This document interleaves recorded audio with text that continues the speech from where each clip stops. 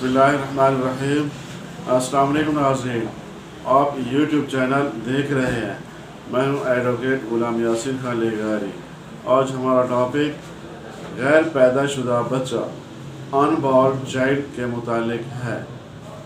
कानून में नामौलूद या गैर पैदाशुदा बच्चा शख्स को मालिक जायदाद बनने से नहीं रोका गया।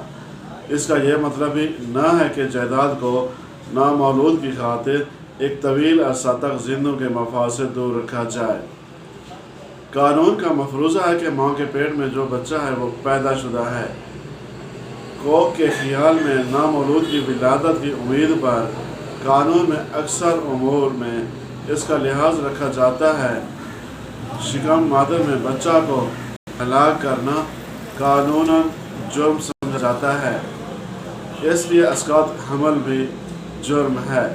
हमना औरत की सजाए मौत को मुलतवी कर दिया जाता है, क्योंकि जुर्म का ताल्लुक नामौलूद से हरगिज़ नहीं होता।